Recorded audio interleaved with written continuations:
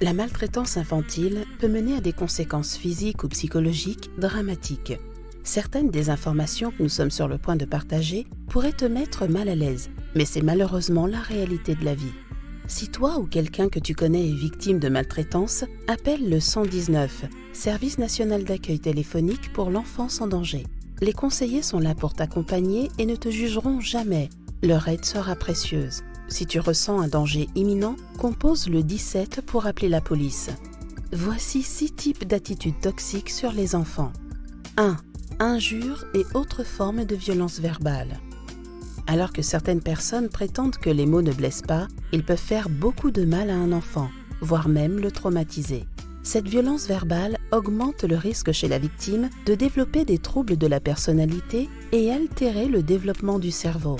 En conclusion, la violence verbale peut avoir des effets psychologiques graves sur l'enfant. 2. L'humiliation. Humilier quelqu'un est un comportement abusif que les parents peuvent infliger à leurs enfants pour prendre le contrôle. Cela amène la victime à développer des incertitudes que les parents peuvent utiliser pour obtenir ce qu'ils veulent. Avec le temps, l'enfant perd confiance en son parent ou son tuteur. À l'âge adulte, il devient hésitant dans ses liens sociaux avec les gens. 3. Parent trop protecteur.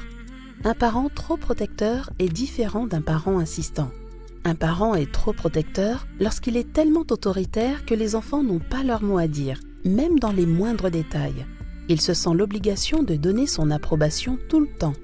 Cet enfant sera quasiment incapable à l'âge adulte de prendre des décisions ou les bonnes décisions. Il aura tellement été bridé qu'il sera incapable de se fixer des limites. Il n'est pas improbable qu'il finisse alcoolique ou drogué. 4. Abus sexuels. Les abus sexuels, aussi explicites qu'implicites, peuvent causer des effets néfastes à long terme sur l'enfant.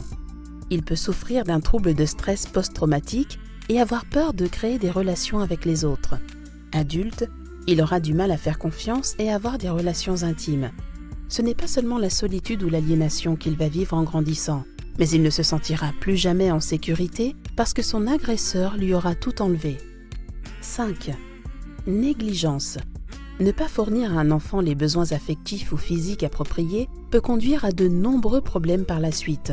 L'enfant peut devenir émotionnellement, socialement ou psychologiquement sous-développé. Mais la négligence des besoins physiques et de sécurité, comme la nourriture et un abri approprié, peut conduire à des dommages physiques graves, voire entraîner sa mort. 6. Abus physiques.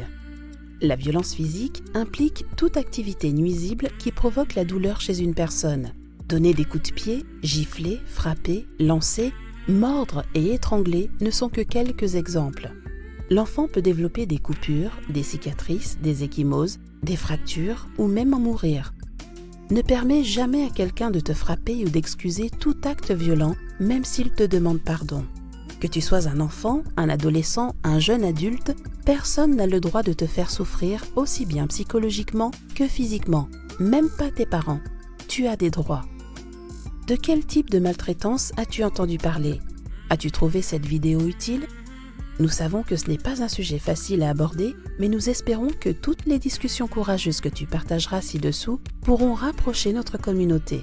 Vous avez aimé cette vidéo? Likez, abonnez-vous et activez la cloche de notification.